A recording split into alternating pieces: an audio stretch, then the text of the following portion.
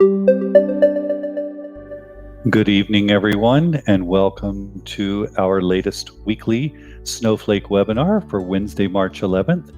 And tonight, Danielle Macklin will be using the poll question and answer feature of Snowflake. So at this time, I would like to welcome Danielle to the stage, and she can begin the webinar. Welcome, and feel free to ask questions throughout. Thank you, everyone. Hi, everyone. Thanks again for being here. I'm going to lead you through, like Jack said, one of my favorite features of Snow.Live. It is our poll feature. Polls are really great for that real-time student response. You have a multitude of ways to check for understanding, as well as to gauge how comfortable students are with the content that they're learning. So I'm going to start first by sharing with you my window. So I've logged already into my Snow.Live account.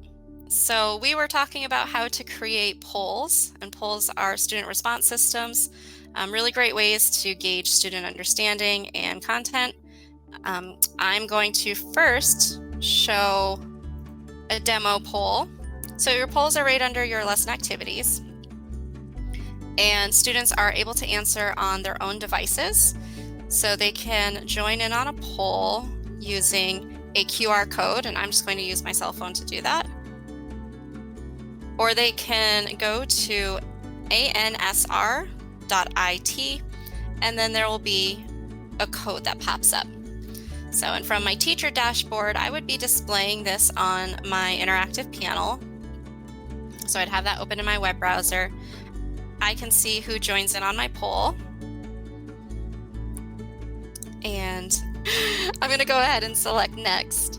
So once I have my participants in, the great thing with this too is if at any point somebody loses internet connection or gets booted out, then the code is still up here, so they can still pop on and join in with us at any point.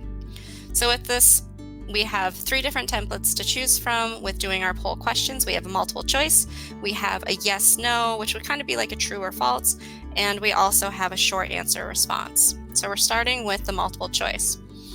With all of the polls, the way it's designed is you control when the poll actually begins. So the question has appeared up here, but right now for my students on their device, they can't see anything. They just see the background screen telling them to wait. Once I've select begin, now my answers have appeared, and my students can select what they believe the correct answer would be. On my big screen, it's showing me who's answering, and I've set this one up to not have any time limit, so now I can see, all right, great, everyone's answered. My students can see on their device that they have answered and what their answer is, and then I can see what my results are. So I can see who's answered which question, my percentage of students, and what the correct answer would be. If my student answered it correctly, it'll appear on their device that they've answered it correctly and what their answer is. It'll also tell them if they answered it incorrectly and what the answer should have been. The other option would be the yes or no. So again, I have my wait time. I decide when it begins. And then my students can answer on their device. I see that everyone has answered. And again, I can see my student responses.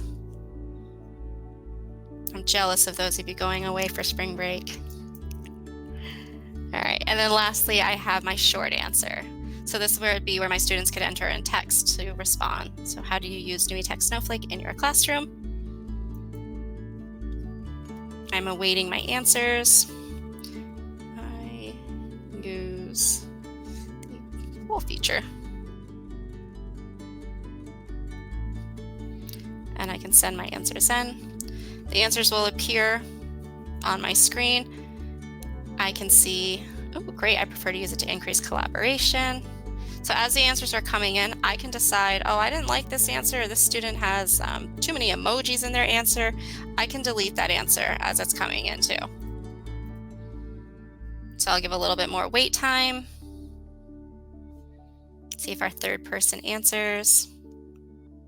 Now, since all of the polls are anonymous, you're not going to have names tied to the device, but if you're ever concerned about a student answering inappropriately, then it's easy to kind of see who did it because you simply look at their device. It doesn't go anywhere on their screen. So unless you have one of the sneaky kids who all of a sudden like exits out of the poll, then you can see who's answering inappropriately. Great, lots of great features to choose from. Love online lessons to engage students. Awesome, so we have great answers in. All of my results are there. When I hit results, it just organizes everything so it's a little bit more linear and easy to see. And then when I hit next, it's going to give me a summary of all of my data. So my students would get the notification on their screen that the poll has ended, and I'm going to get on my screen what the correct answers were if I were doing this as a more formal assessment. So that's how it looks. I'm going to go back to the home and I'm going to show you how to build one. So polls are under my lesson activities. I'll get rid of that one. And to create a poll, similar icon to when you create your lesson activities. I'm going to enter my poll name. So this is our standard background. So I added in my customized background. So snowflake poll. I can choose to have the questions displayed on my students' devices. So my options are either the question only appears on the interactive panel, or the question appears on the interactive panel and it's also appearing on the student device. I can change my poll background. So I can look through at my own backgrounds and select. And this background would appear for the entire poll. So the entire length of the poll itself, that would be the same background. And then I can go ahead and I can select the font. And now I'm ready to begin. So I begin by adding a question. So I type in my question. What is the sum of 7 plus 3? This one is going to be a multiple choice question.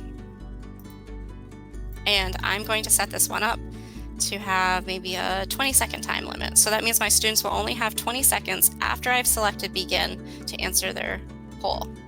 I can add my answers, 5, 10, 15, oops. And I can also select what the correct answer is. So with this, there's only going to be one correct answer. Or I can do it just as an informal checking for understanding. Maybe I wanted to see how comfortable my students are with the directions for the next activity that we're doing. And I can just ask, are you good? Are you confused? Or, do you have no clue what Miss Macklin's talking about? And it's a more informal way for students to kind of show what they understand and what they know. So in this case, though, this has the correct answer. I've selected it.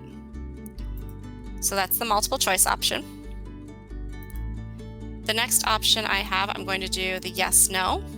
You can also customize this, so I could change it to yes, no, or I could put it as true, false.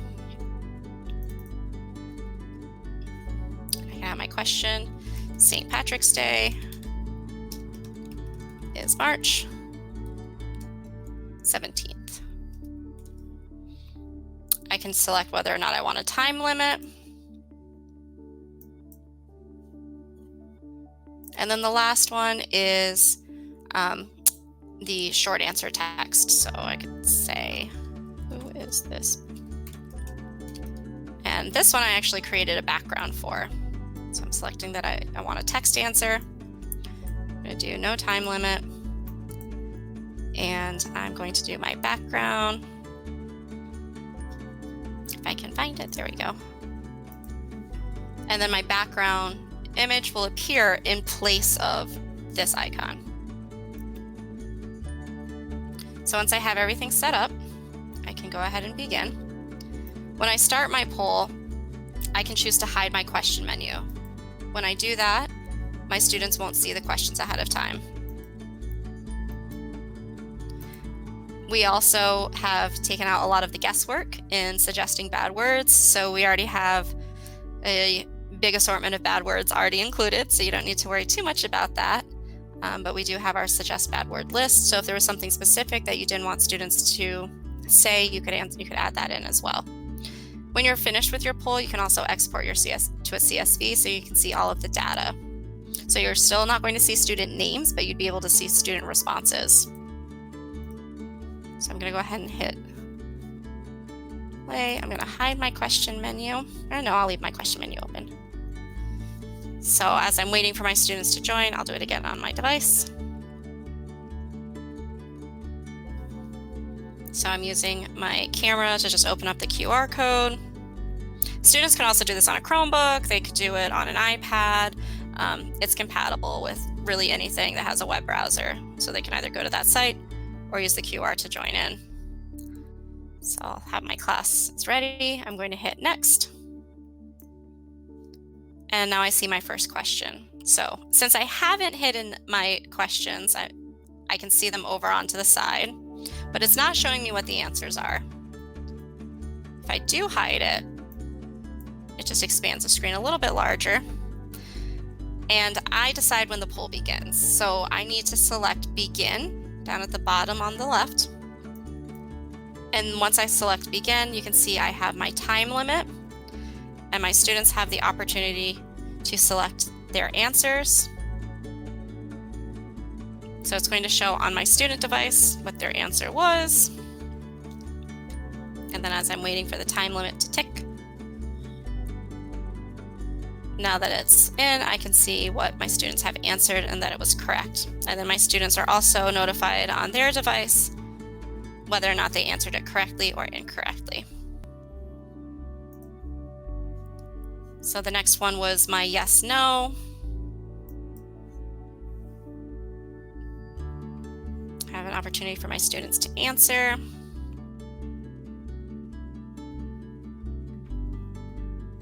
I've got a little bit of a lag right now because I have answered on my device, but it hasn't quite picked up yet. But that's likely just my internet connection. So for the sake of time, we'll just assume that everyone answered. Then I can select to see my student response. And then lastly, this was where I changed the background. So I just did a very quick Google drawing. There's my picture. The question is asking, who is this person? Once I select begin, my students have a chance to enter the text, and they're seeing that screen, that background change.